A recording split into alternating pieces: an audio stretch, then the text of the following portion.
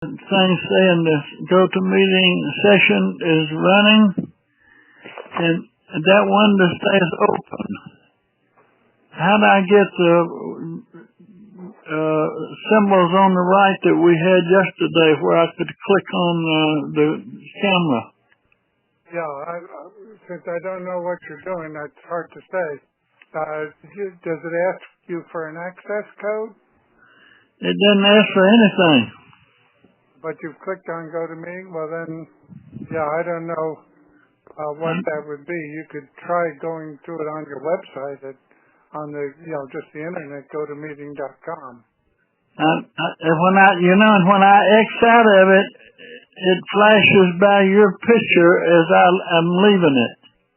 Okay, but right now mine's the only picture there, but that's why we went with the line 1 as the backup so that we could have something that actually works.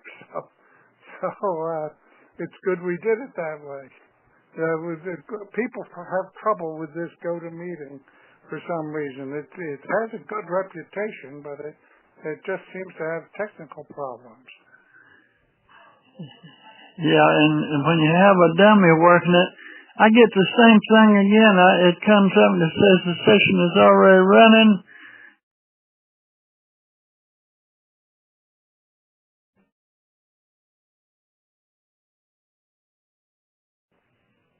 Well, he was in and out very quick. Yeah, it didn't get along to say hello. I wonder what that was about. But so we'll just allow people a little time to figure this out, I guess. I got a window this time says I'm connected. Okay, I'm here. This is Frank Little reporting in. Hello, Frank. Glad to have you with us today. Good. Who am I speaking to? Charlie Falk. Okay, Charlie. You're out of Florida, right? Yes, sir. Well, I'm in Florida. You're in Florida. Okay. Yeah. It got so cold down here last night, I wish I was out of it. Oh, what did you get down to? We hit 32. We got down to 48. Oh, see, that's our high today. Is anybody else on, Charlie? Yeah, we got everybody but...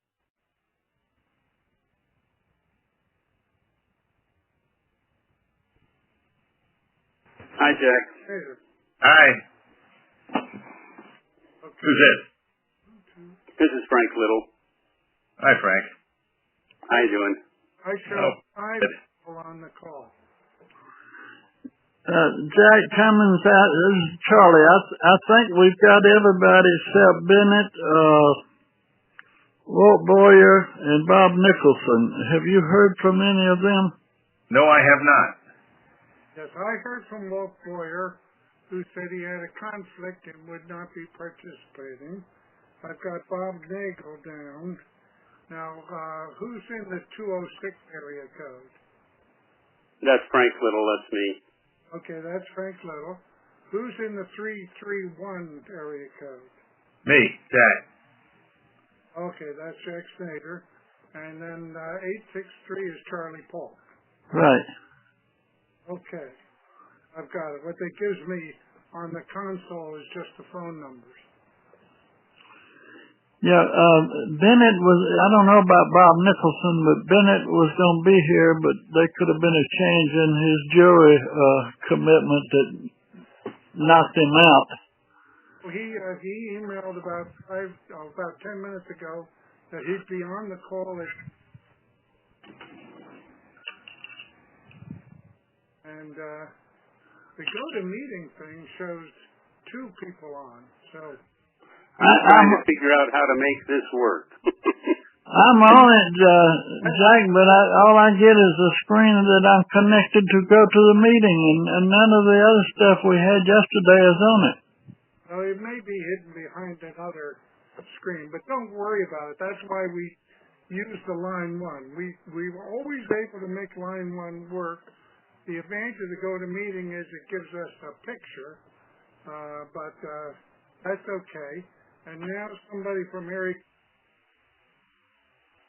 Hello, this is Bennett. Okay, Bennett. Good. Hello, Bennett. Charlie here. How you doing, sir? Great. I think we can get going now, Jack. Are you recording? I am, yes. Okay. I'd like to welcome all of you and thank you for the participation in this. We've got a very tough task to get accomplished between now and March. Basically, we're a membership committee, but we become the chief finance folks for NaCCRA also, because what we do in membership will have an impact on finances. And Bennett, I'm fixing to go through a little background, and if I hit a snag and state something incorrectly that you're aware of, jump in and correct me. Sure. When the three men first started talking about this back in the early 1990s, and then finally agreed that they should try to launch an organization, and the organization was called the Coalition of CCRCs to Protect Resident Finances. Very long and cumbersome name. Then a guy up in North Carolina joined them, and the first thing he did was change the name, got them to change the name from that coalition to NaCCRA. And then when they met in 1997 to officially form and elected Bob Sparks, they agreed that the only membership category they would have or ever wanted would be associations of states, because they figured they could get 37 states which had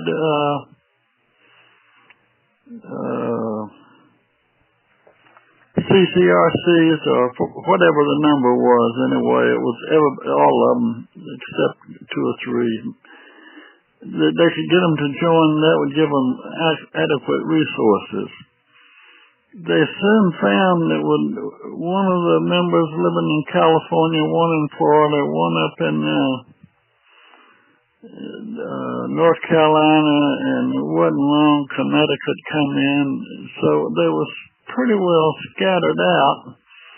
They found that they were going to have officers that could afford to do their own travel. Well, the one in California decided he couldn't do that, so he dropped out as an officer.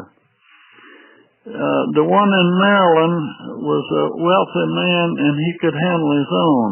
The one in Florida needed help, and a resident in Florida funded his travel for several years. They maintained that posture all the way up until 2000, and at that time they feel, well, if we get a 501c3, we can operate with only state organizations and donations. That didn't work. They started printing a newsletter, and then when the third president come along, a young man up in Connecticut, his resources were limited. He was going into bankruptcy, and I was his selection to bail him out. I immediately started getting community to join as members, and got a large number in Florida. I think it was 8 or 9, to give me some relief. I got a $10,000 donation to get us out of bankruptcy and to fund the lifeline. We then started concentrating on individual membership and jumped up to about where we were about 3 or 4 years ago. That still was not enough money to do what we needed to do. We really need to do some lobbying in Washington. We really had a golden opportunity when Senator Cole was there at the Committee on Aging. I met with him several times, and he was pushing to get a bigger national organization to give more control, particularly in the states who have no regulations governing NaCCRCs. And Senator Cole wanted to see that corrected and see NaCCRA as a way of doing it. Well, we hadn't the money nor the resources to do what we needed to do. We had a couple of men in the CCRC in Ingleside by Rock Creek in Washington, D.C., that monitored Congress and kept us appraised of what they were thinking, where we could keep them from passing legislation that would not be beneficial to us. As we grew a little bit, we finally felt that we had enough funds if we could get Bennett to work on a shoestring for his organization in Tallahassee to take over the management of membership. Before Bennett come along, I had a son-in-law that was doing it reluctantly in his garage with very untrained assistants. We managed to hobble along like that until Bennett took over. We're now about as far as we can go without more finances. And I was firmly of the opinion 3 years ago that we would jump to 50,000 members 2 years ago.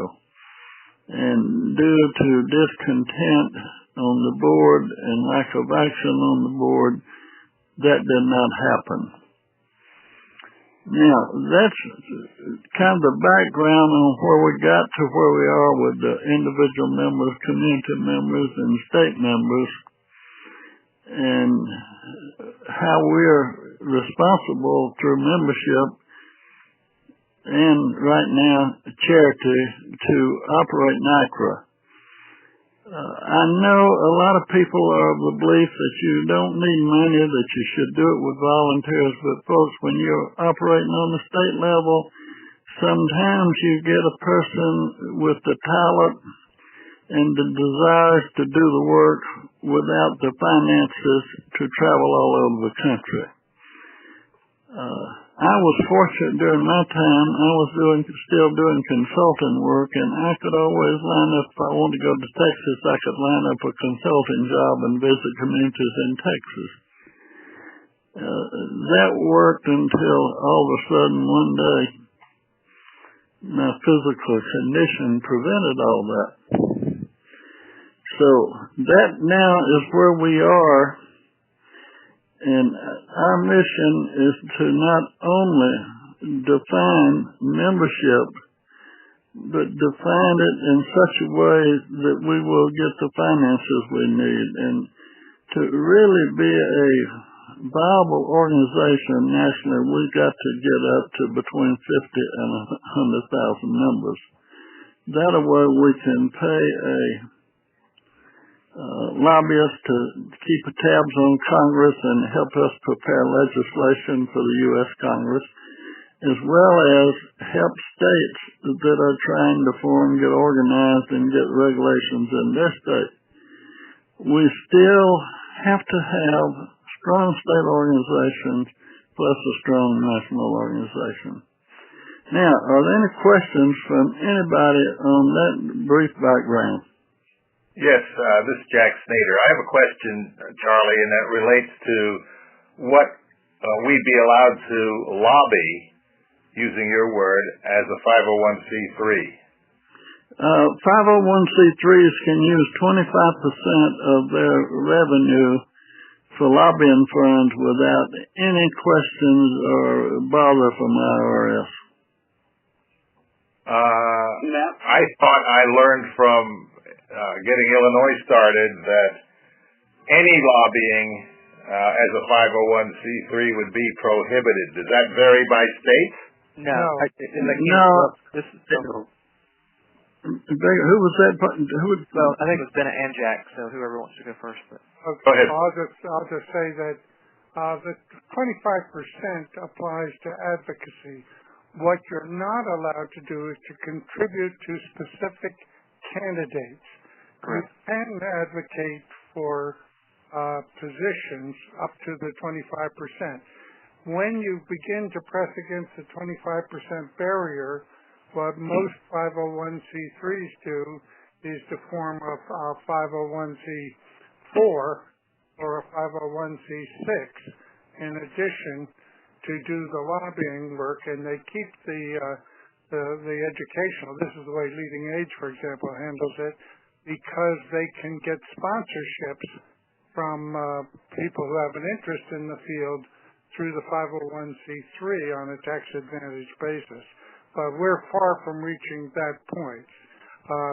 The other thing I wanted to add to what Charlie said, in addition to lobbying in Congress, there are national organizations like the National Association of Insurance Commissioners, which prepares laws which are then enacted in every state without modification.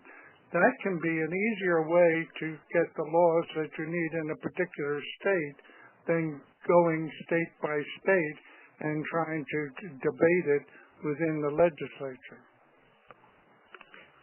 Ms. Frank, excuse me?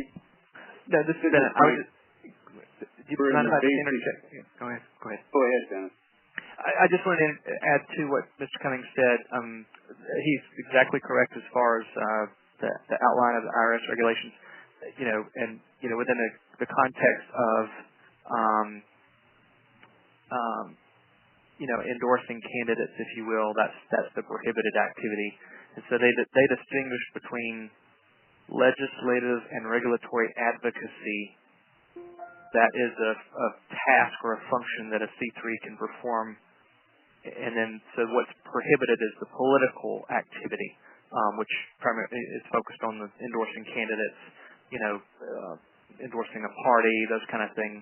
And like Jack said, I mean, we manage some C3s in addition to NaCCRA. Most of them hardly ever get to the point where they're spending 25%.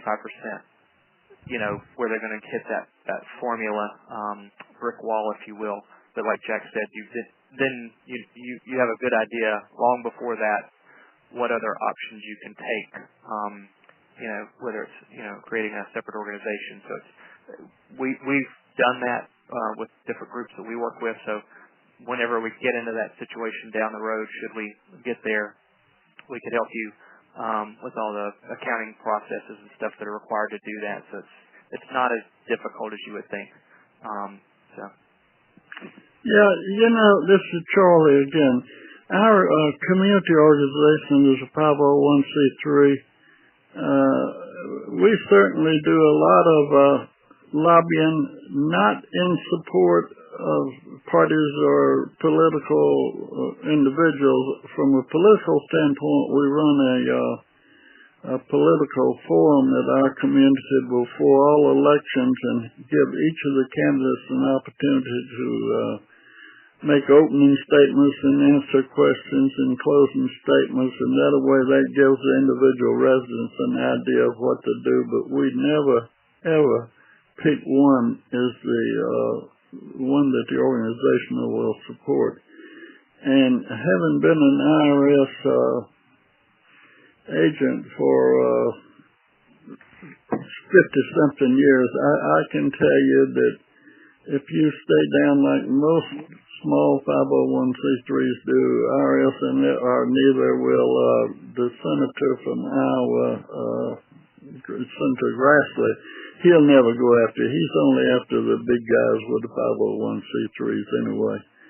And he probably never will get down to the small organization. But we really need to move on if you don't have any questions on the background, because that was just background information for your information. Don't let it influence anything we do from here on. Now, I asked each of you to be prepared with about a 15-minute vision of where you think we should go with this mission we've been given. And I think if we look at the outline of people that I got, Jack Cummings wasn't the first guy on the list, Frank Little. Yeah. Frank, if you're ready, we'll start with you and your vision from what this committee should lead up to.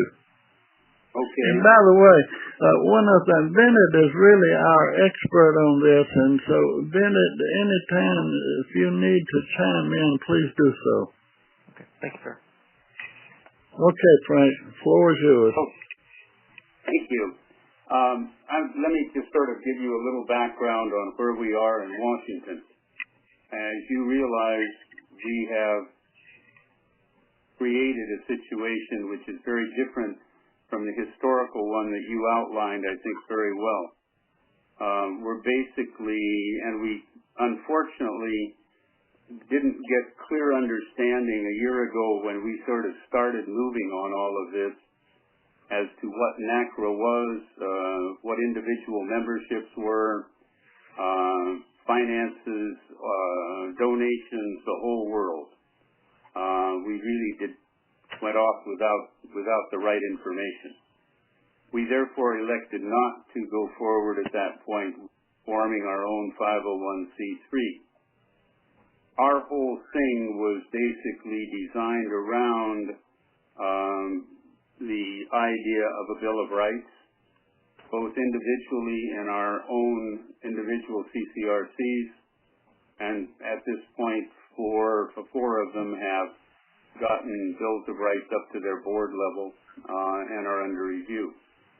These all came because of problems that were there, and those problems in the individual CCRCs generated the membership because we used as our key element in garnering members the Bill of Rights, both as an individual CCRC and on a state basis, and hopefully being an example to other states that did not have any legislation. We have no legislation in Washington. So that is what has generated the sum close to 500 members here in Washington, which is quite different because those people, because of the way that we approached it, the way that we requested memberships, we got life memberships, we got annual memberships, and they all came through.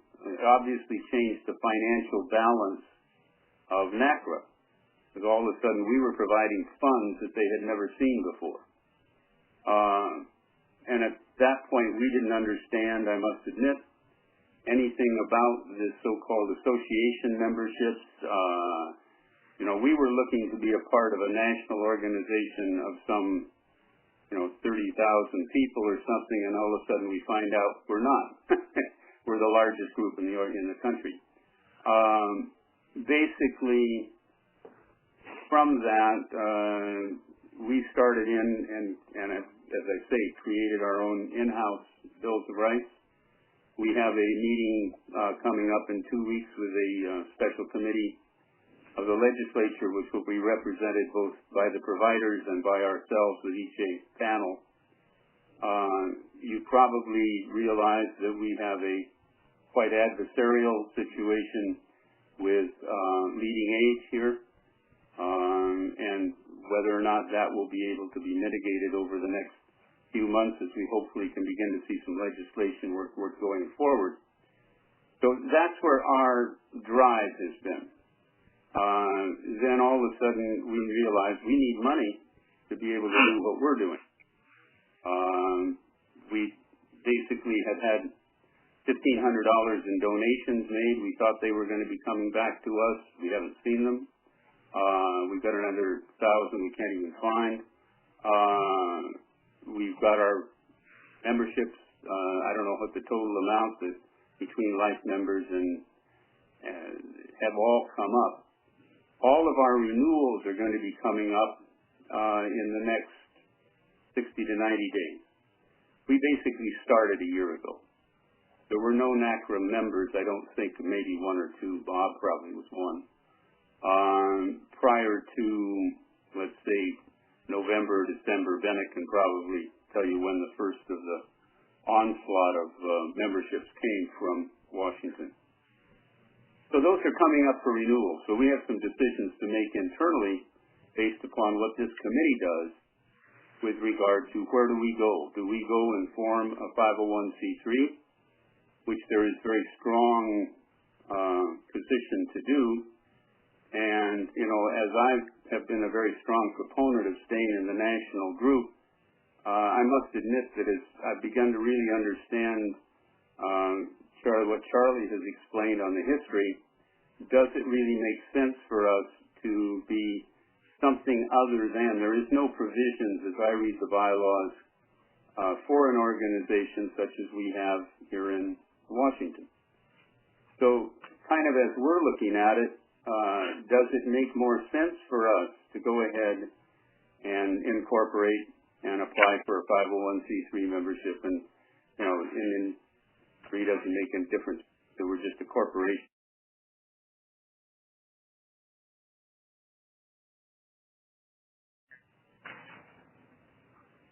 I'm sorry. Go ahead. Let me go on? Yeah. Okay. So basically at this point, and out of this group, is we're understanding of where things are going. So we're 100% behind trying to understand. If in fact it makes more sense from a structural viewpoint to maintain NaCCRA National as an association of associations, that's fine. We need to structure ourselves right away to have all of our dues come in to a new corporation we would have here in the state of Washington. We then would join you from the viewpoint of an association coming in, and at that point, whatever this committee comes up with as far as what is going to be the function of association dues, et cetera, we would, I'm sure, be happy to go along with. I mean, we're more in a position right now.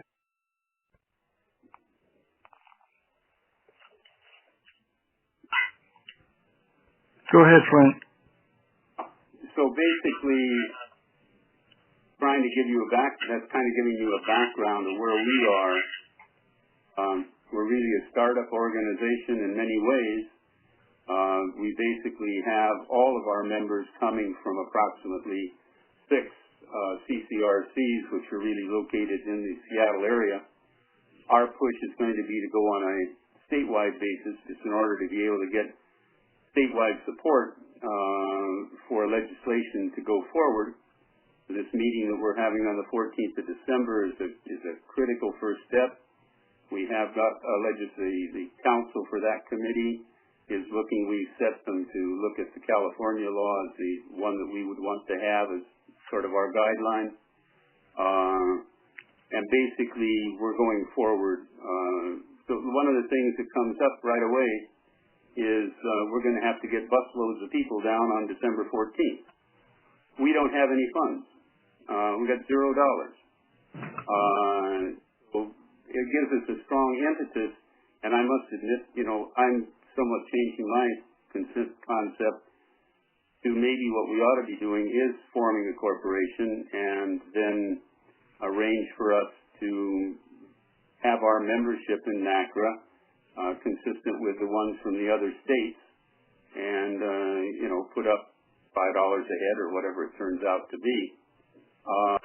Might be a far better way for us to go. It means we have to structure ourselves with an organization for keeping track of memberships, etc. But there are people here in Washington that we can go to do that. So we also need to try and, because we're going to have to pay somebody in Olympia to keep track of laws for us, getting into contact with probably one of the lobbying organizations in Olympia. We have some very good contacts with a couple of them that we may go through with. But all of these things require us to basically have an organization. So that's kind of the background. Any of you have any questions?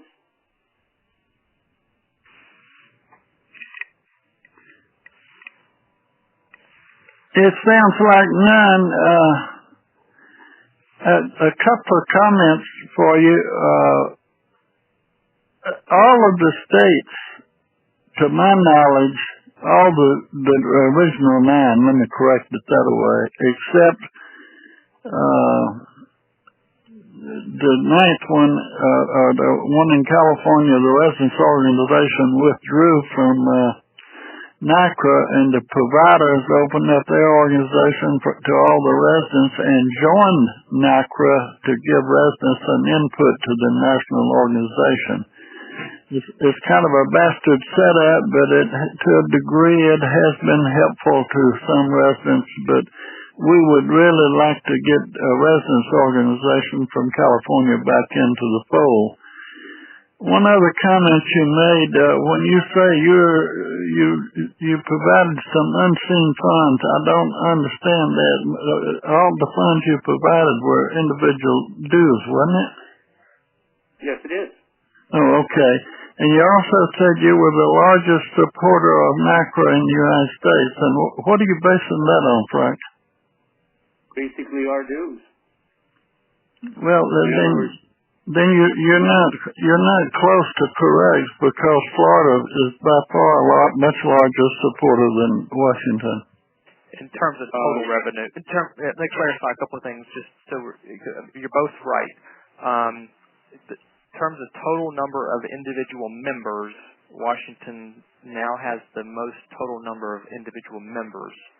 If we're talking about total revenue to NaCCRA, Charlie's correct, because that's members that are individuals, including many, and then we've got the majority of community association members in NaCCRA are from Florida.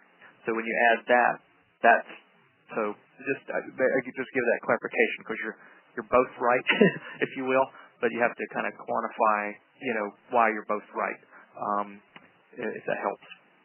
Now this is okay. I think you've just put your finger on part of the confusion that's resulted from our history that we now are called upon to clarify. We've got to come up with a simple way to move forward, and I think the key is going to be joint memberships. Our resident members, they don't understand why they're supposed to be members of two organizations. That makes no sense to them, and that's really what's going to be hard for us to work out, because we do have the burden of this history hanging over us at the same time that we're trying to craft the way forward. I can support. This is Jack talking. What Jack C. just said is absolutely the problem at Illinois, to such an extent that people ask me and ask Dave Curtis, our president, what should I support? And of course we say, put the money in ILCRA. If you've got extra money, put it in NaCCRA. But your first and foremost obligation is to get something done in the state, because there's no record of any history with NaCCRA that shows they've accomplished. I went down to the meeting in Nashville last year. Charlie, that's where you and I met and probably spent about an hour together with Jack Cummings. And I was wound up and enthusiastic when I left that meeting and left the whole Nashville meeting. I was extremely disappointed and came back and said, we're going to have to start our own state chapter, because one of the members, when I asked them, what can we do? And their response was, you can do anything you want to do. That would be my advice to you. That person is president now. And so we went back and on our own said, we got to get something started. Our only mistake was starting with a CCR4. I got that wrong, but it was a 4 instead of a 3, and that's why I asked the questions earlier, because we were misguided and said the only way that we can lobby in the state of Illinois is as a CC, known as a 501c4, not a 501c3. So that was a mistake that we wanted, and we wanted to get ourselves established quickly as possible. So before the Boston meeting, I wrote up something that I got some response from Jack Cummings on. It was called Rethinking NaCCRA, and nobody in the state of Illinois can really understand what the value is of NaCCRA, and so the whole burden is on us. And although I did not agree with the setting of Illinois dues as low as they were, we're going forward that way. And I don't know anybody in Illinois that's going to renew NaCCRA because they want to put their money into Illinois. That's why it is so confusing. We're not starting now. We're starting back when we got started, which was this year. But it's very hard to differentiate between the two. And when I look at the data on what is NaCCRA doing, people said, "Have you got any finance reports?" And they analyzed it, and they said, "Well, it looks like you're spending 23% on travel, 30% on Lifeline, which is an awful lot of money for what it is, and 32% on counting the heads of the membership. So you're out 85% of your budget is spent on those factors, and that doesn't motivate anybody." So I have to agree with you, sir.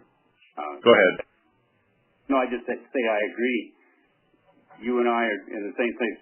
You made a decision that, if we look back, maybe we should have been making a year ago too. It's extremely frustrating. That's why I wrote the article I did called "Rethinking NaCCRA." The first paragraph says we got to continue rearranging the deck chairs, or we got to patch the hole, change the course, restart the engines, and move on. It's really a screwed up mess, and we don't have any leadership at the top. And the biggest benefit, from my perspective, is the website, the NaCCRA U website. That's what I tell people to go and look at. That'll give them more information, and it's worth a whole year of the newsletter. Let me quickly interject that I've taken NaCCRA U down. The webmaster, the leadership group, the webmaster and Martha Marks and all objected to there being more than one website. So I'm in the process of over time I'll rebrand it away from NaCCRA, but they objected to having that under the NaCCRA umbrella. So it's the only valuable thing that I can see that's coming out of NaCCRA, and that's really out of you. So I would think if the 6 of us, 5 of us, how many are on this line, wanted to do something, a second approach would be to say, let's leave NaCCRA behind, let's relabel it, and go forward and start from scratch. Easier than fixing up the other one. Well, if I can, this has been, and I, even though, I'm quote unquote the only person, that's getting compensated, if you will, because I obviously own the company that's getting compensated. I can speak pretty objectively about this. And Jack and Charlie, I think probably would agree. All of you are pretty astute in your thinking. I think if you look at it from a life cycle standpoint, we went through a bump in the road with, the most recent leadership at the national level. All organizations face that at certain times of their existence, and we had our fair share. I think just in a general standpoint, as Charlie pointed out, in the early stages of NaCCRA, even up until the mid to late 2000s, NaCCRA had a pretty good track record of some what I call beneficial outcomes for the individual continuing care resident through different advocacy issues, both at the congressional level and also regulatory level with like IRS imputed interest issues. So NaCCRA really, even when it had even less money than it has now, way less money, it was actually very effective, and that was mainly because of blood, sweat, and tears of the actual leaders that were there at the time. So it's not like it's never done anything. That's just something, so you do know that that there is a track record. It's just that what have you done for me lately? I think we all would agree, outside of communication, not much on the advocacy legislative front. Now, what I think all of you are saying, which I think the timing is right based on you've got a completely new leadership team, is have the group really look at, what is the business model of NaCCRA right now? is it meeting the needs of itself and the grassroots constituents that are around the country? I think why you're meeting today is to answer, many of you are saying probably not. And so I think if you go back to the board, if you will, and say, these are the things that need to be addressed. Obviously, revenue and dues is a big driver of all of, because it links up with everything else that the organization does.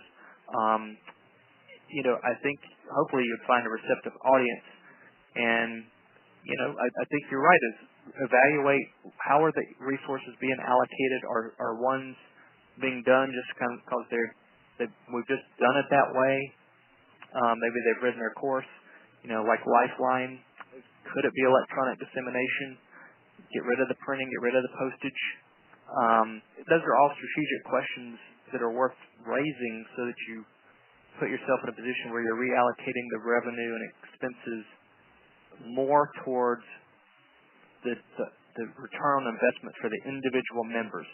And if that's, legislative and regulatory outcomes both at the national and at the state level, where NaCCRA could get in a position where maybe it's, outside of the revenue share, but that's a separate issue, for dues itself, but even get into a position like many of the national organizations we work with, they have grant programs where, individual emerging states and existing states can apply for lobbying grants at the state level where, the national organization gives money back for specific legislative initiatives that are within the purview of the national association, because what happens at the state level can start to create a domino effect. So I think all of you are pretty business-minded people, which is quite frankly why you're on this committee. We haven't had as many business-minded people in the leadership team as we would probably wanted in the last year or so, but you do now. And so without creating a brand new organization and corporate structure and all of the above, you've got the shell, you've got the structure. You just, like you said, got to kind of reevaluate the guts of the organization and say what things are good, what things are bad, and kind of recalibrate. And I think that's where you are. So I before you go too far down the road where you say, well, let's just start over.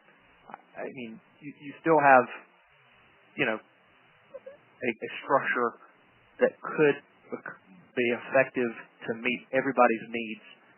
You just have to push the envelope on what those needs are, and then hold the leadership accountable to make those decisions. Okay. And Okay, Bennett. This is Jack. A couple of thoughts. As you know, I've thought about moving on in a new direction to advance the resident cause across the country, because I think that's more important than personalities involved in NaCCRA.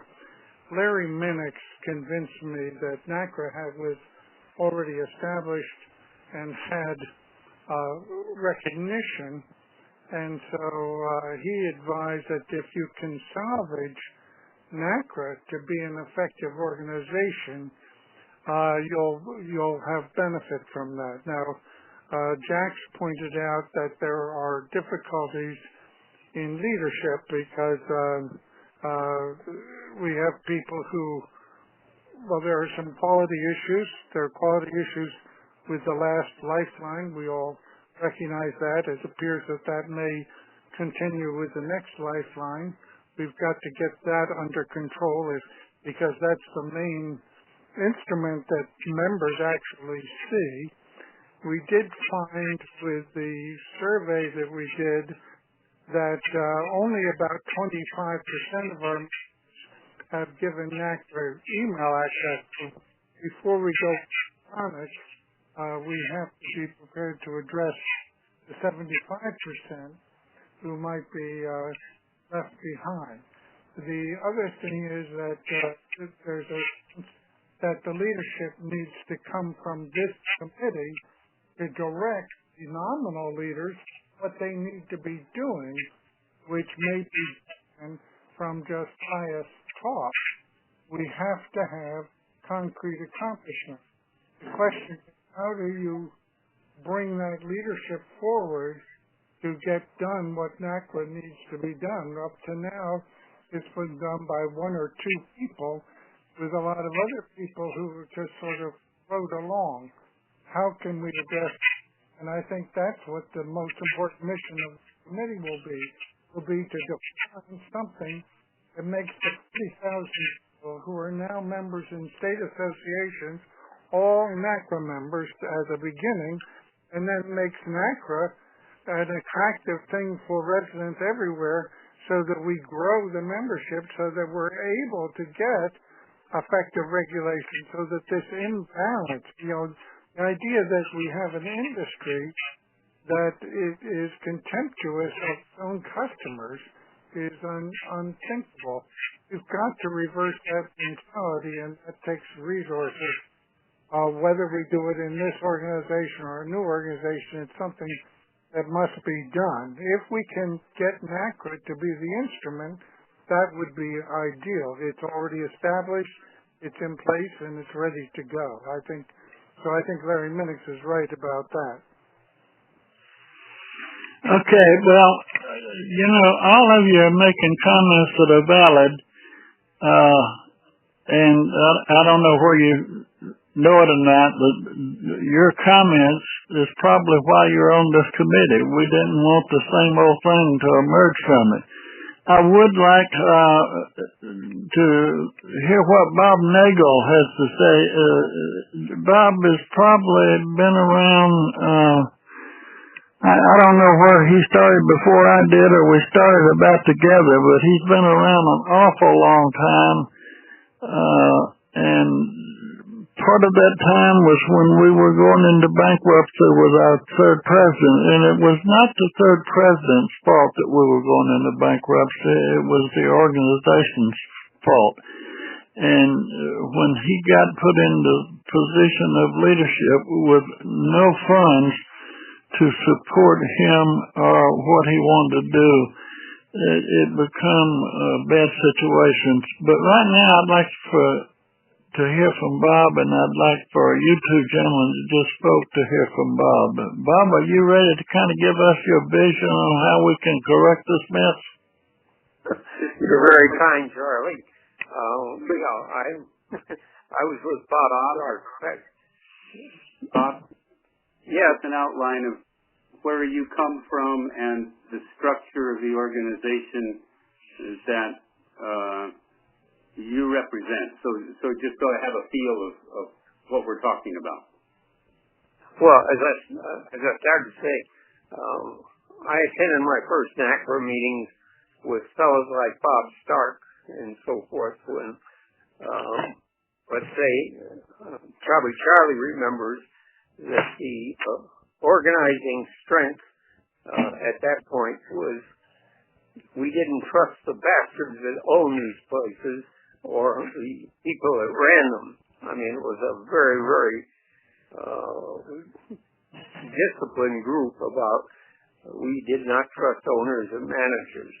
And, of course, over the 15 years and through the cooperation of Leading Age and Larry Minix, it has changed a good deal. So, I'm at Edge Hill, which is in Stamford, Connecticut, and listening to the various comments, Connecticut has been very, very fortunate in its history. I was president of the Connecticut State Organization about 2003 when the bed tax was the way to raise money and to tax the skilled nursing facilities of CCRCs. And through the cooperation of Leading Age, we got a full waiver on that and no bed tax. And I worked with Virginia, I worked with New Hampshire, worked with D.C. They were not as successful, but in Connecticut, the state organization, in cooperation with leading Connecticut. At that time it was ASA. We really did a marvelous job. It was a 2-year fight, but we did the bit of appearance before committees, finding out what committees had the influence on that. We did a demonstration on capital steps and so forth. So we have a very, why do I think that's important? When I approach a person to join NaCCRA, I make the difference between what we accomplished on the state level, and more recently on the state level, we changed Connecticut legislation to incorporate the Bill of Rights. That was all done through the state association. And the state association is sponsored financially by the 17 CCRCs. We have 10 that are 501c3s, and we have 7 that are privately owned. And having gone through the sale of a 501c3 owned by the local Stanford Hospital to a private one, I'm well aware of the difficulties in changing the type of ownership you have going from 501c3 to private. But the state has been absolutely supportive, and the waiver, getting the waiver and getting the Bill of Rights through in the state of Connecticut. And I'll have to say, this gets a little bit complicated. When we were sold, the residents of Edge Hill, we retained an attorney for the residents, but through that attorney, we worked with the legal department of Leading Age, and we could get the perspective of that legal background on a national basis as it applies to the rights of a resident when the facility is sold. And that was great. So that when I talk membership of joining NaCCRA, it is very easy and I think quite understandable to make the case that NaCCRA is an organization of individuals and monitors and works for our causes at the national level. And I think we all know that CCRCs are a semi-form of insurance, and the states are not going to give up control of that. When we work with Grassley's committee on examining CCRCs, and when the Senate had the investigating committee, those of us associated with NaCCRA gave testimony at those hearings, and we had the impact of being a national organization of individuals. But now, let's revert. At the state level, which is supported by the communities in Connecticut, the 17 of them, we were able to coalesce the support of the houses. And we had a bit of a trouble, and the House, we had more trouble in the Senate getting the Democratic side and the Republican side to agree. The House saw the wisdom of the Bill of Rights, but it was the state association that did that.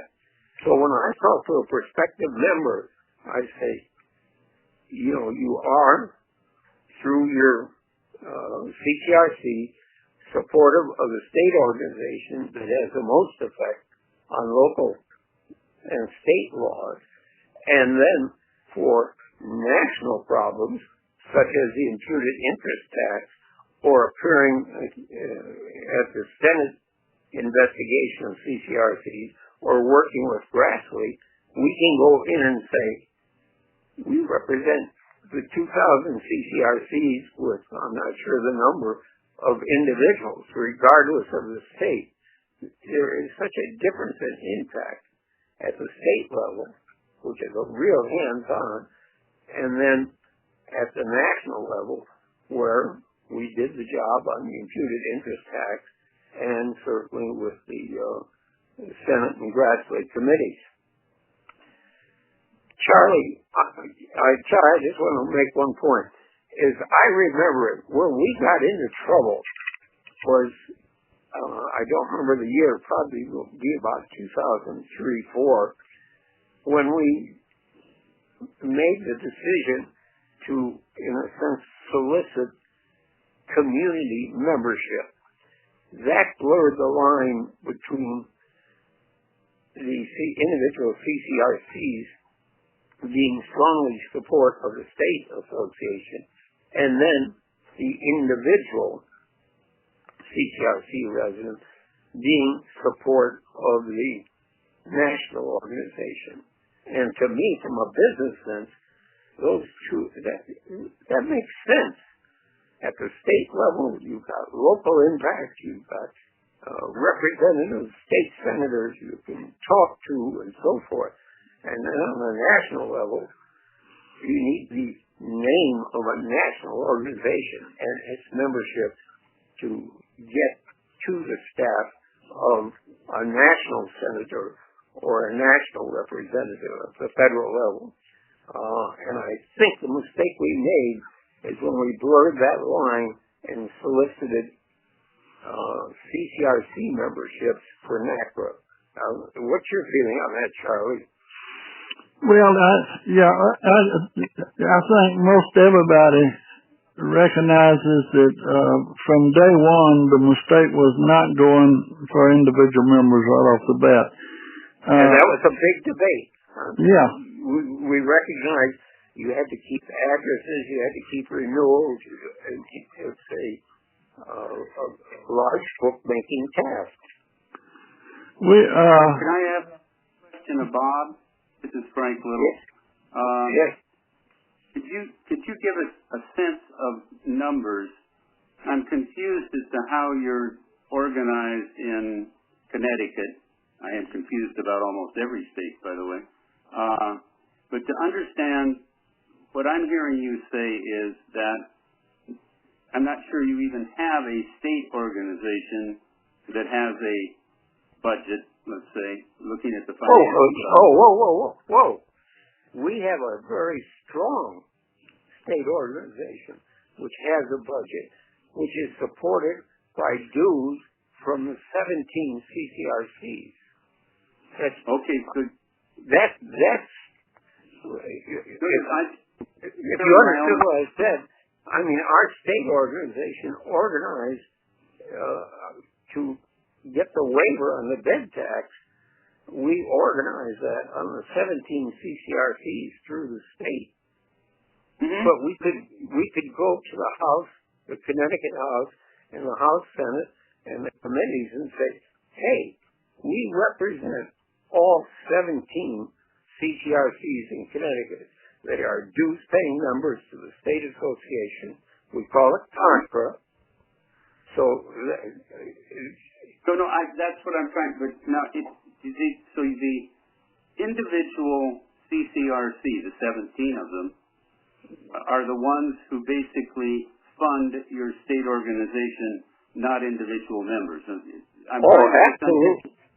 No, we make it very clear. No individual memberships at the state level.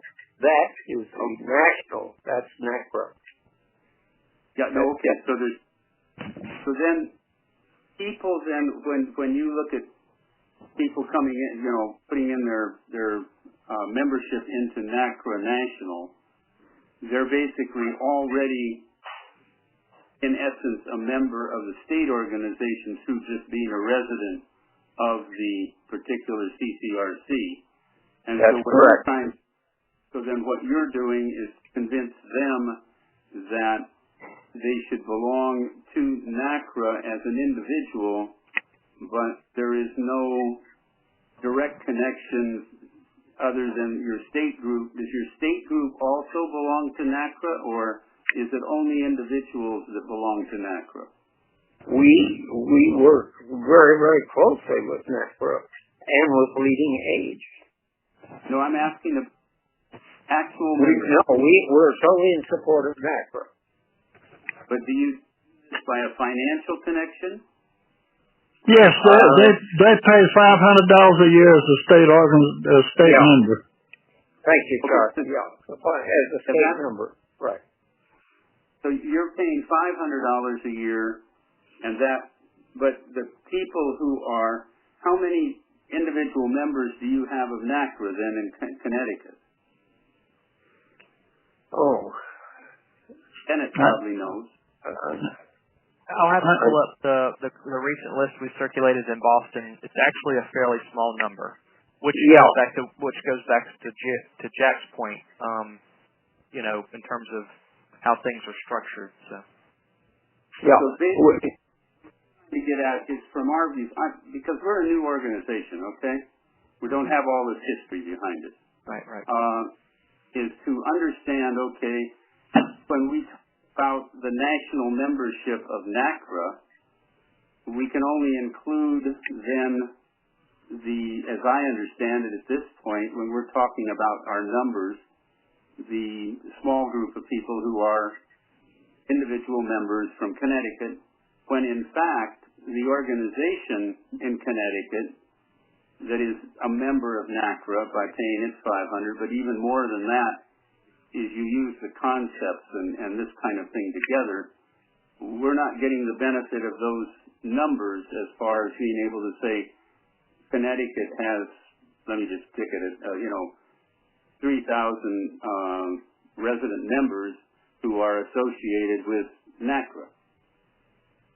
I mean, do you understand my problem in trying to understand this structure? Yeah, that's the sole purpose of this meeting, is to get a handle on. Let me give you basically how Florida works, and we probably have. I know we have the largest dues-paying members belonging to the state organization of any state. We have 13,000+ members that pay $20 a year to belong to the state organization. Correct. If they're members of a community chapter, which has to have 50 members to become a chapter, they get $1 per member back into the community to do their community things with. Can I clarify something real quick? Yeah. Just so everybody's got it's 18 for individial. Is it 18? Okay. Yeah, 31 for a couple, and then $2 per member comes back. Okay. But I just I think was that Jack Snyder was talking, correct? No, I haven't said anything. Bob. Okay, this is Bob. Okay, so I just want to clarify that when we're referencing that's the FLICRA model with FLICRA.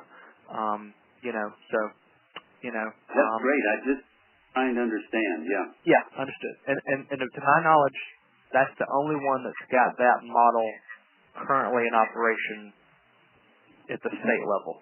I know some of you are talking about doing it, but that's the only one that's doing it, currently. Yeah. Go ahead.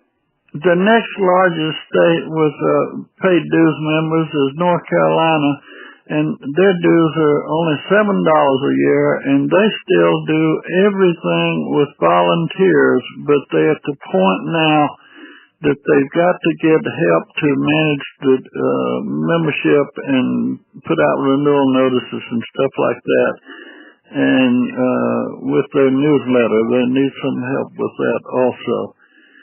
So, sure, I understand what you're saying about North Carolina.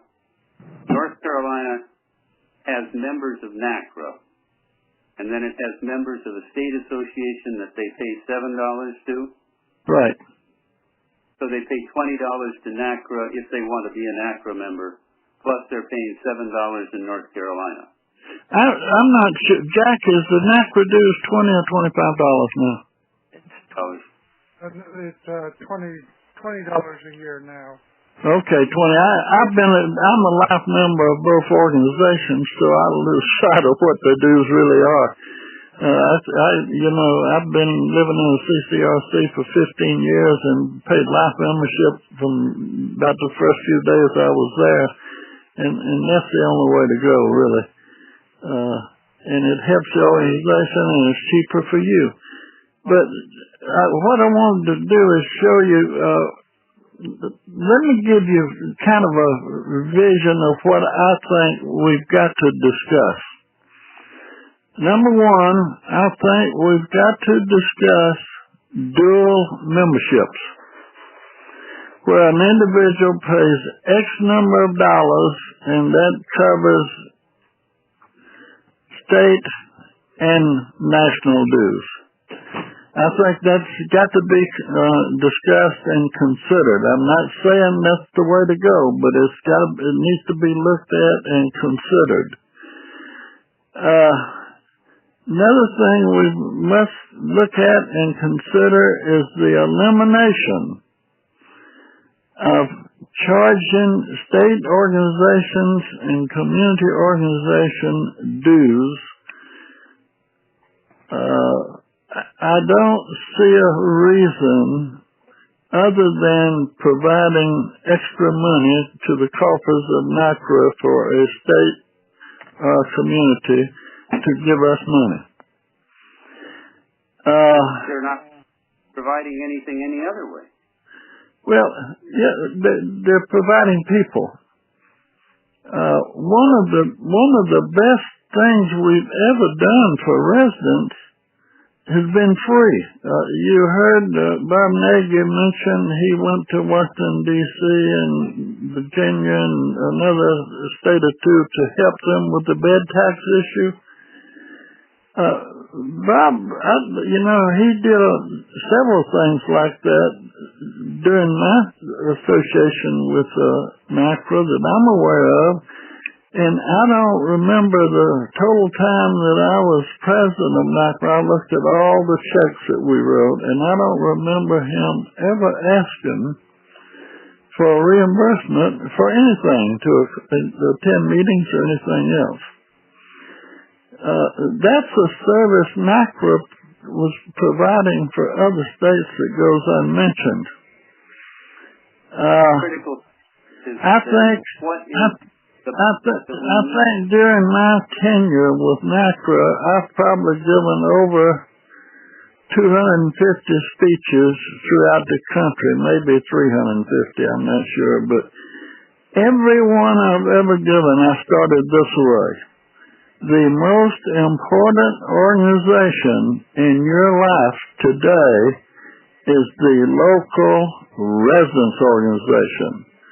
Right. You are able to be a member of that absolutely free in most communities. Maybe some charge, but I'm not aware of them if they do. So you should join and participate. The second most important organization to you is your state organization, if you have one. If you don't have one, you should get started on getting one organized. Lastly, and this speeches were given when I was president of NaCCRA, the least of the three important to you is the national organization. Does that mean it's not important? Absolutely not. But progressively, you ought to be active members if you're able, and the other two, and then come into NaCCRA lastly. I still believe in that structure. I still think the community is the most important to you. There's a lot of people that argue that, and that's okay. State organization is second most, and NaCCRA is third most, and I say that having been, I don't remember where I was the president of NaCCRA for 4 or 5 years, but it was a long span. I still believe that, and I was the president of NaCCRA. One of the beauties of NaCCRA is Bennett owns a company that's highly professional and not only manages organizations in Florida, but throughout the United States and with some association with foreign countries. So he not only is aware of not-for-profits like the Florida Healthcare Residents Association, but also business organizations and large corporations throughout the United States. He does all of the have-to-be-done activities for the state of Florida. I think Florida's budget, the last time I looked at it, was about $185,000 to $190,000. Yes, sir. That's correct. They do very active lobbying to monitor and take a look at every bill that's introduced in the state of Florida. If it has any implications on the CCRCs, Bennett gets the word out to the board of directors. The board of directors, president of the organization gets the word out to the presidents of the community chapters, and letters are written and emails are sent, and in other words, to try to get that killed. And like Bob was talking about the bed tax, very expensive tax throughout the United States. Communities were going to organize to gain some revenue. It was a very attractive tax for the standalone nursing homes and assisted living because they had a large number of Medicaid patients, and that poured extra money into them because Medicaid would pay the bed tax. But for CCRC, it was devastating because it was a 0.5%. Well, through the individual efforts and the monitoring of the legislature, we knew a year beforehand that they were going to do that the next year. And we didn't try, through Bennett's knowledge of laws in the state, we didn't try to kill it. We, like Bob did up in Connecticut, we got a waiver on it. And they wavered all CCRCs did not have to pay it. We had two people from Florida, one that helped 4 different states. He was a young man that was on the actual board of the ACTS community, who has, 25 or 30 communities throughout the United States. So that's another way that NaCCRA helps residents throughout the country by individuals from one state helping them. So we need to look at that. We're still, and we need to admit what we are and where we are, what we can do and what we can't do. We could do more on the national scene if we had the finances to do it. Every now and then, one of the communities in Washington, D.C. will have a very key individual who has worked the floors of the U.S. Congress all of his working career that retires and moves into a CCRC. They are excellent people when you can get them analyzed to be on the legislative committee. And during my entire term as president, we had 2 living, like I said earlier, in Ingleside that went to the Capitol every day they were in session and just walked around looking to see what they were doing. Twice a year I went to Washington and I talked to key committee members and become fairly good friends with Senator Cole. As a result of that, I got to be a resident member to work as a resource for the committee on CCRCs in the United States. They would come to me, for example, and get information on personalities of people and who could they contact to get accurate information and stuff like that. Would I recommend a strong community and maybe a weak community in a state that they could visit? And it was a very valuable tool for the GAO committee, but it was much more valuable to residents to have a resident trying to guide them to not get a bad impression of the CCRCs, but to get a better working knowledge of the CCRCs in the States. And it was a tremendous experience for me, and I think as it turned out, Senator Cole come out with some pretty good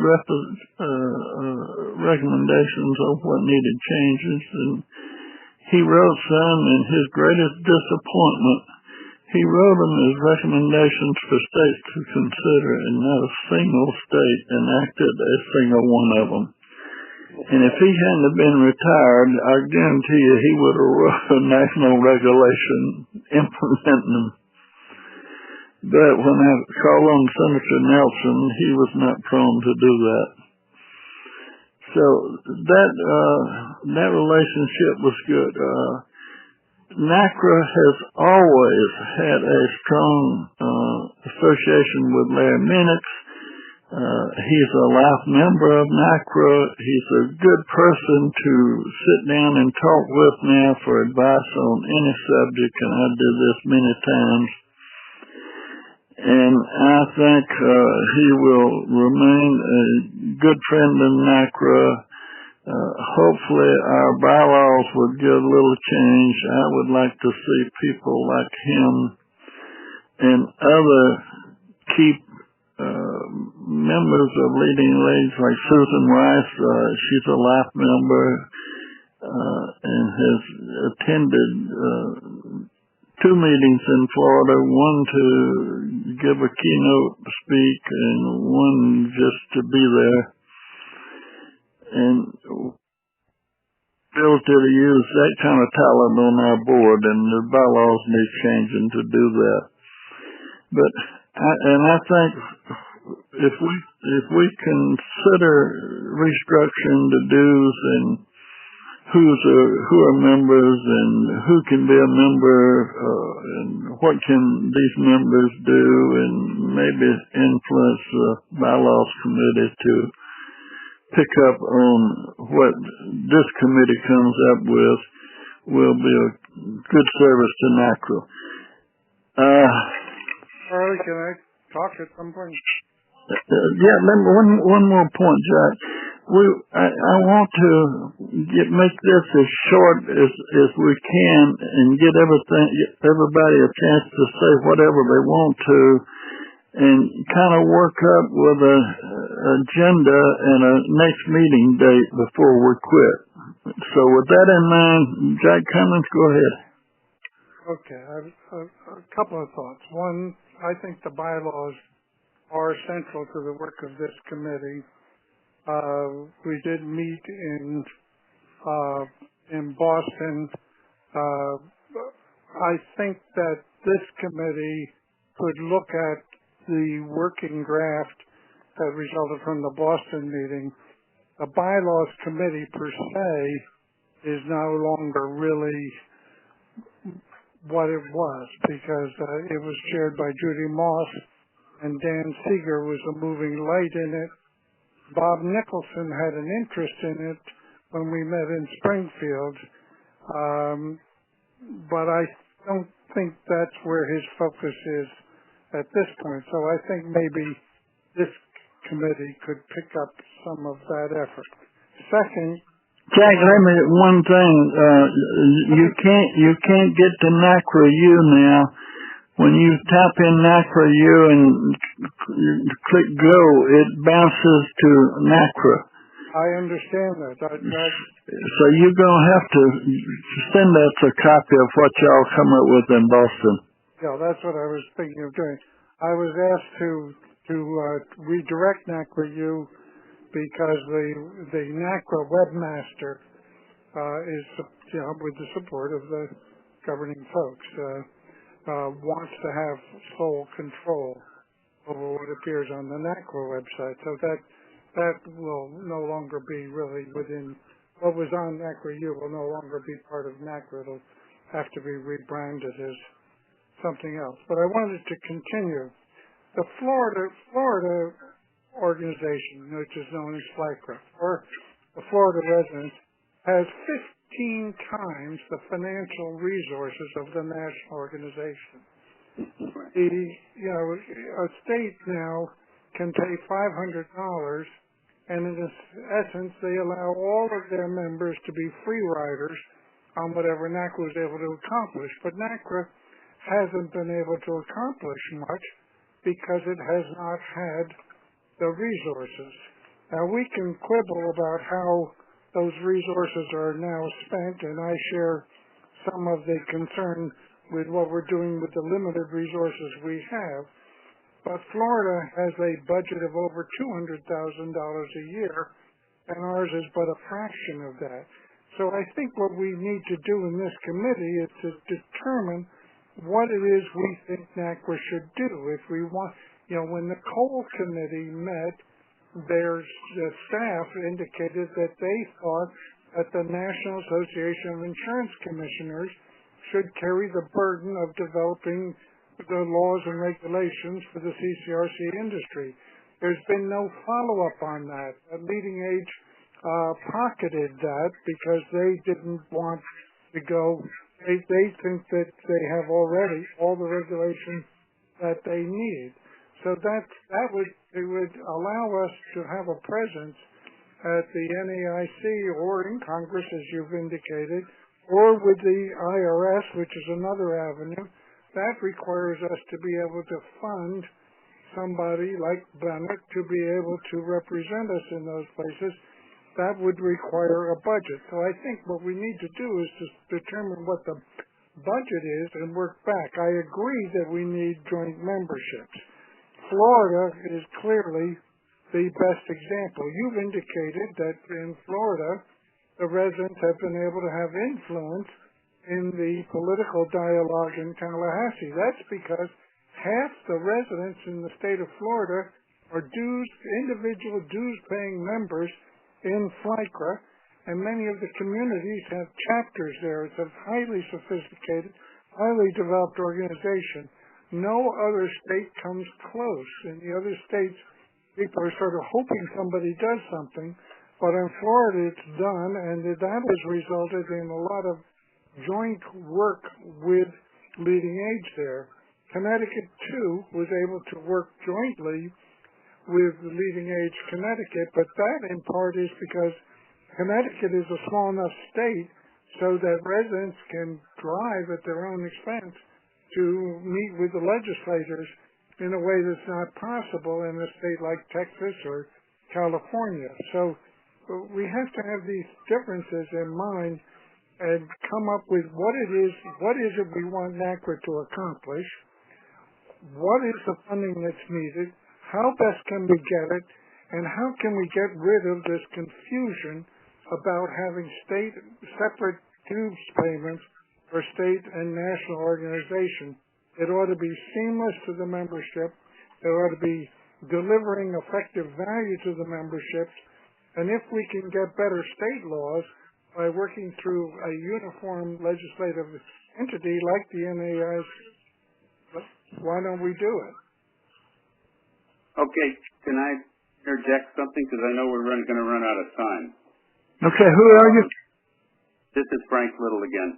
Okay, Frank. What I'm hearing gives me very strong feelings at this point, and that is that I think we need to form ourselves, as Illinois found they needed to do, to have a state organization and have it separate and independent of NaCCRA, other than joining in some way.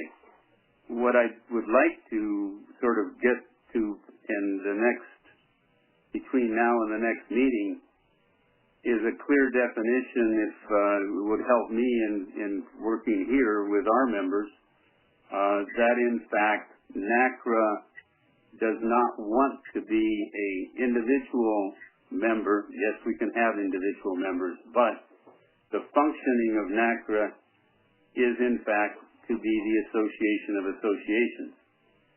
And then if you make that decision, and that becomes the fundamental decision, in other words, that what Connecticut is doing, what Florida is doing, what Illinois is now doing, then becomes a clear thing. In other words, each one of these states stands alone. If we knew that's what we're doing, and I think I'm beginning to think that's where we ought to be heading, so we have to convince me otherwise, then we would be saying to our current members, you know, we're going to form our own corporation and send your dues plus. Then the second level that then we in this committee have to decide is what is the budget for the national and how are we going to fund it? And obviously then once you make the decision that it's going to be state organizations, it becomes one of, do you assess the charges or get agreement to charges that will fund your budget? And when you move from that, which I think falls in with what Charlie was talking about, then at that point, you've got the organization set up.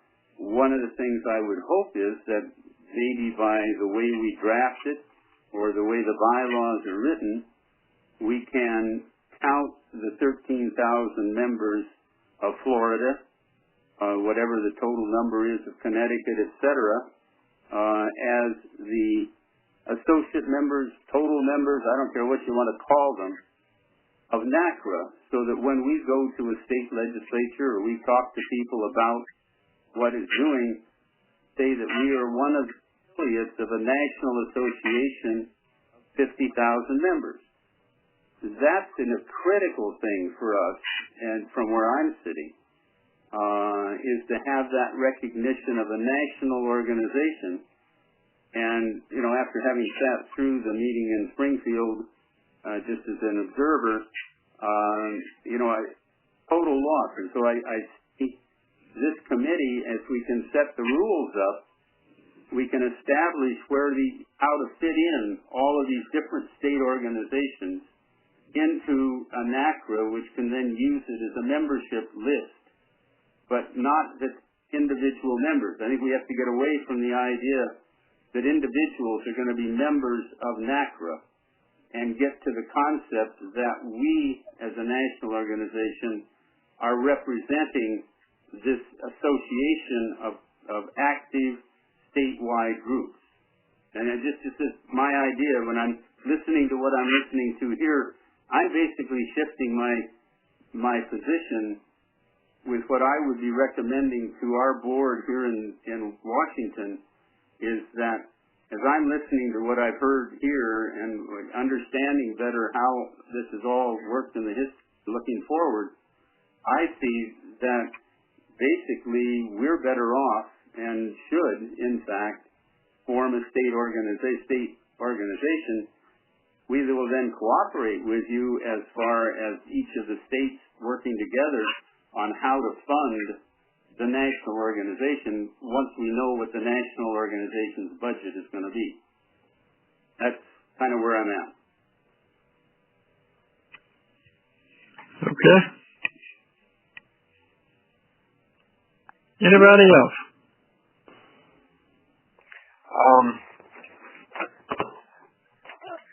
Nagel in Connecticut. I guess I rather violently disagree with Mr. Little.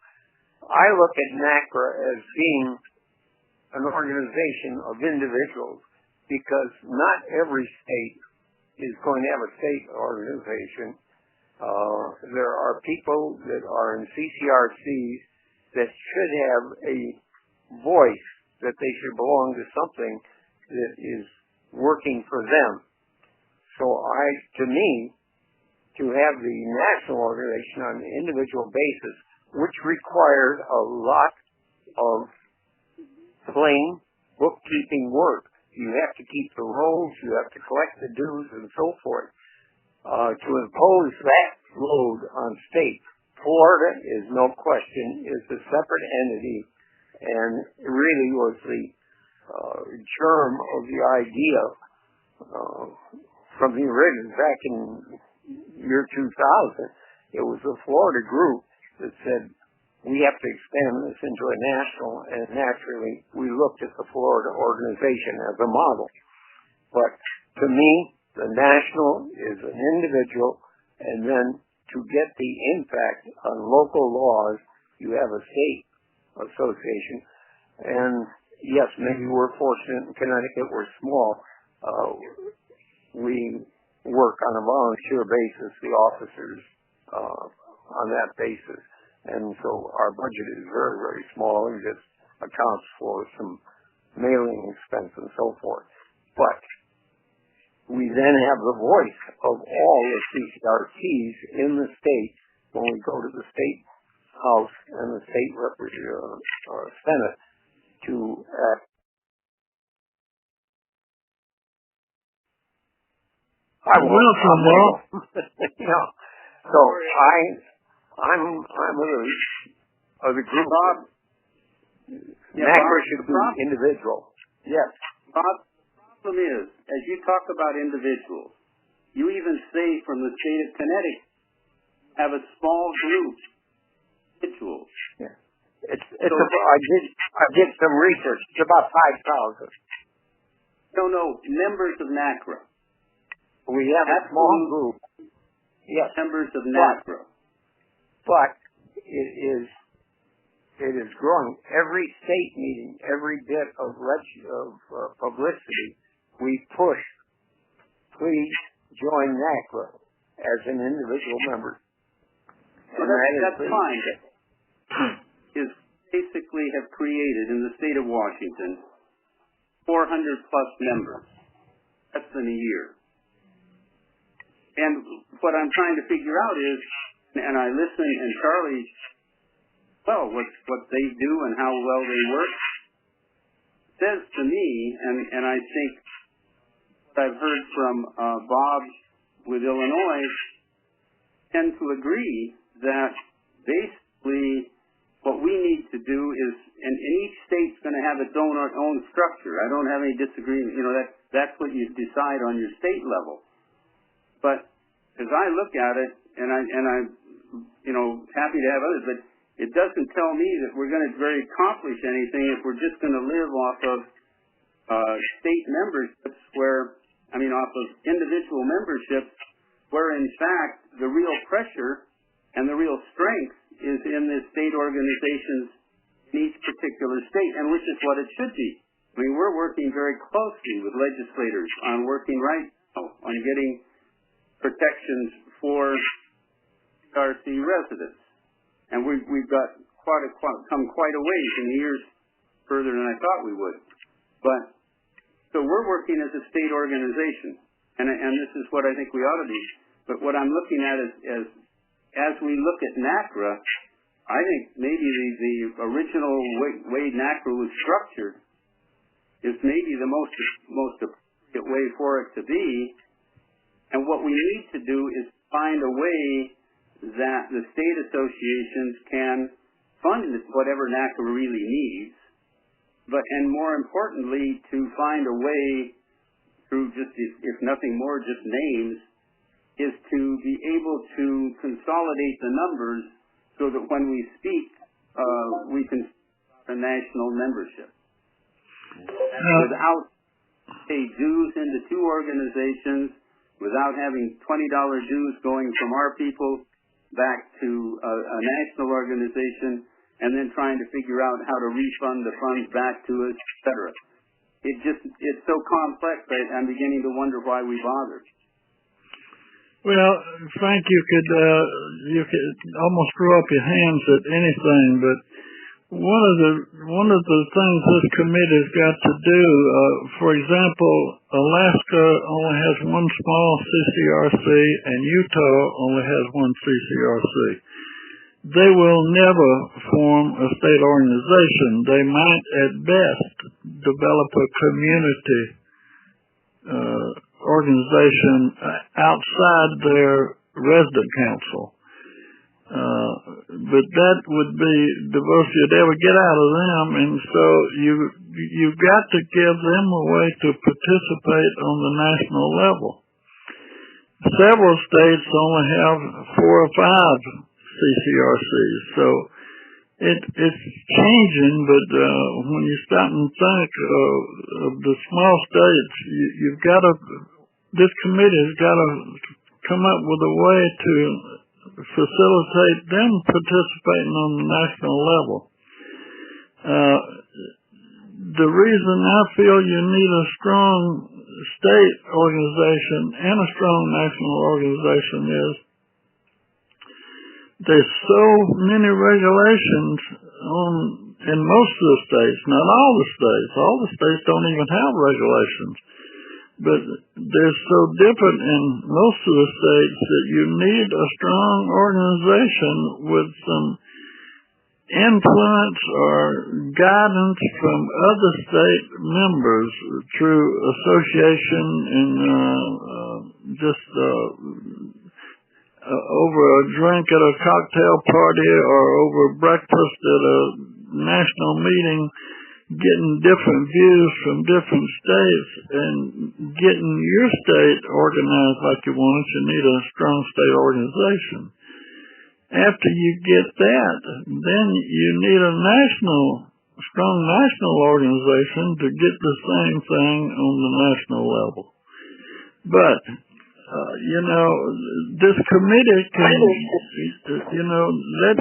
we're tasked to come up with a way to do this.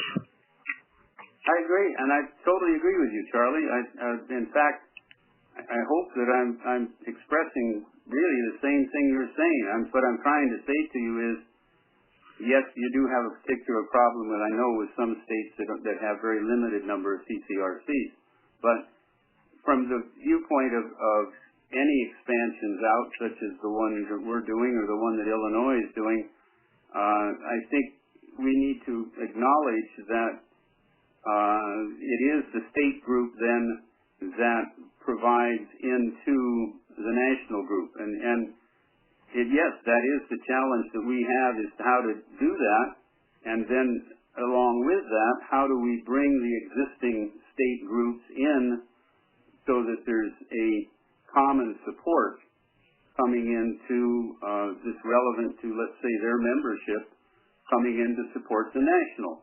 And from that viewpoint, we obviously need to know what the budget is and what the commitments are and how can we assess that back out to the state organizations. But as opposed to go out and proselyte individual memberships to fund this national organization is where, as I'm listening to all of this, I'm becoming very convinced that is not the direction we ought to be heading, and that's what you were asking for, is what our feelings are.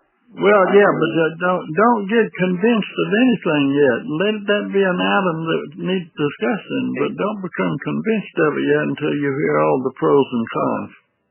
Okay, I'm listening for pros and cons, and I that's going to happen at future meetings. Well, I want to emphasize the fact that we have decisions to make, and they're very time sensitive. Yep. Our renewal's going to be coming up in the next 2 months. So we have to make some real decisions here in Washington, and, that's what we're faced with, okay? We're going to make them. And we're going to listen, but it isn't something that we don't have to come up with some answers internally within the next month and a half. No, right now, I would say your biggest challenge is you've got to get some communities outside the Seattle area. And that's very difficult because it was difficult for Florida from one end to the other, and it was difficult for California from one end to the other, and it's impossible in Texas. That's fine, but it's not a function of NaCCRA National. That's a function of our state organization figuring out how to do that. Yeah, but NaCCRA has always been willing to help and still are. Oh, they may be willing to help, but, you know, from this viewpoint, this is a state thing that we have to know our own state and how we're going to best be able to deal with accomplishing this. And, you know, yes, we'll listen, and we're very happy to hear what others have done. But, yes, that's in our internal thing. But I don't see NaCCRA as a national organization being a functionary involvement in how we cross-site members from throughout the state. Well, don't mark them off though, because you can get help on things like forming your charter, where you're going to go 501c3 or 501c4, the pros and cons of both, and there's all kind of little things like that that can save you a mountain of time on. We agree, not disagree. Okay, anybody else? Anything on today's meeting? Okay, when would you like to meet again? And we think Mondays is probably the best from the support we can get through one line or go to meetings. Jack, you got any comments on that? I don't. This time seems to have worked today, so why don't you stick with this day and time and schedule your next one? How many of you can meet as early as next Monday, or you want 2 weeks in between? I think there's some urgency, so if this is Jack speaking, if next Monday works for everybody, let's do it then. Okay, can anybody not make it next Monday? I'm just trying to look at my, I hadn't anticipated. What date is next Monday? It's the 30th. 30th. Yeah, that should be fine for me. Okay for Nagel. Okay for Peter. Anybody disagree with it? And Walt, we would sure like to have you if we could have you next time. I will be there. Sorry I couldn't be there. I had a conflict today that was rather important, and okay. Choose between you. Is there a way I can? This was being recorded. Can I listen to the recording, or are you going to have minutes? Jack will have that ready for us quickly. I don't know where we can hear the entire recording or just read minutes. There is a recording, and you announced at the beginning of the meeting that it was being recorded. I don't think we want to make it publicly available, but we can make it so that it's available to each of you. Okay. I'll listen to it over the week then. And I think it can be helpful for all of us to go back. I've found that it's helpful to go back and listen again when you're just listening. It's to have a different experience when you're listening than when you're listening to what people are saying and thinking about how you want to respond. Yeah, I got 4 pages of notes, and I'm not sure I can read them all. Oh, I have. You asked me to write it up, but I think there for the recording. Okay, for the number 1 agenda item next week, let's talk about changes to the due structure. And the due structure now is national, $500 a year. State, $500 a year. Community, $200 a year. And individual, $20 a year. And life membership is $200 a year. Charlie, could I ask that we have the first part of the next meeting looking at NaCCRA's budget as it is constituted today, and I've asked Bennett to get to me the financials for the last 5 years so I can see what have been the expenditures over the past 5 years. I think it is very important from my viewpoint that we know what we're talking about as far as the anticipated expenditures by NaCCRA, and then it helps us then, I think, to look at the fee schedule and how you're going to get the income. But without the knowledge of what, and I really don't have it, of what the budget is and is the anticipated budget and past history. I need those to understand where I'm going. Is that Frank Little? Yes. Okay. I'm assuming you want like December year-end financials. You don't need every month for every year. You just want year-end financials to see what year-to-year comparisons are, right? Year-to-year comparisons, and what I'm really interested in is this year's budget and how it's coming out, and then next year's. Yeah. Yeah. Okay. So we're all off the same sheet of music. Can you send that to all of us, Bennett? Yeah, I would. That was my next question. I'll just send it to everybody. Yeah. Okay, we'll change. Bennett, are you going to be with us next Monday? Yes. Yeah, I will have to. Yeah. Let me clarify something for the group real quick. Because we didn't start doing the financials till about 2 or 3 years ago, so I'll have to check and see what the formatting is of some of the previous financials. But I'll give you everything that we have that's available. Give you a good perspective. I'm only looking for some of the bigger numbers at this point on the past one. Yeah, no problem. Okay. That's no problem. Yeah, I don't know how far back it was where we had a treasurer decided records wasn't important and threw some away. But I know there's some blank years.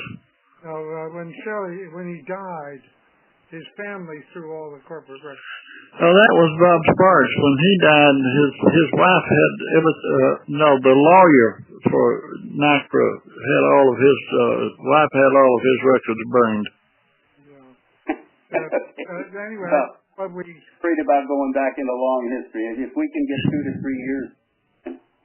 Yeah. We'll move the budget discussion to the number one item, and I don't know if any of you have any thoughts about what our budget should be, but I think we need a budget of $300,000 to be effective national organization. But I think it's important to know, to have the plan and then the budget. What do we want to do? Exactly. Yeah, well, and then is that going to cost? I can do that for you also, but we'll start with the budget and then follow it up with the due structure, and that'll probably kill the 2 hours. Charlie, Nagel's got to sign off. I've got a resident council meeting. Okay, it's important to be there, Bob. Appreciate you attending. Okay. So long. Thank you, Jack.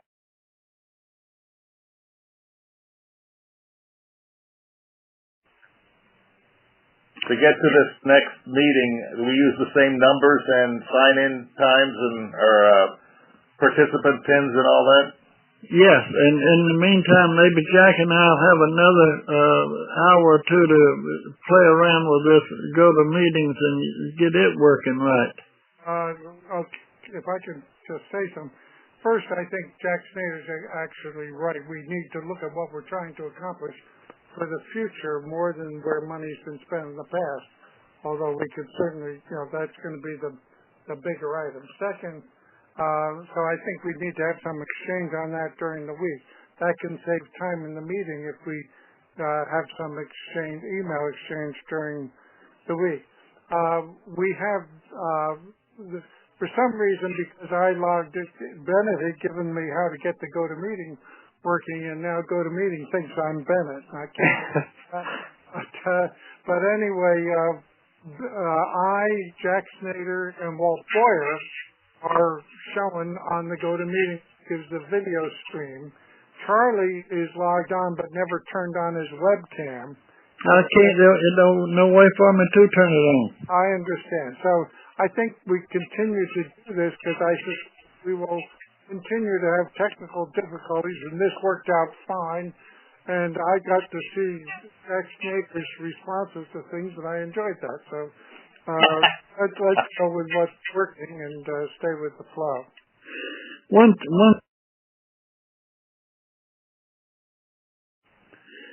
we don't want to work them to death, particularly with the holidays coming up. There's going to be some busy otherwise there. Okay. So it's all the same participant pins and everything? Yep, that's it. Okay. Nope. I'm going. Spader's gone too.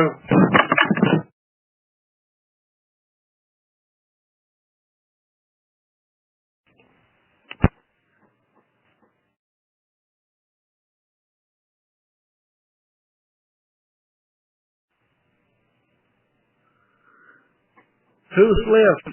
Jack?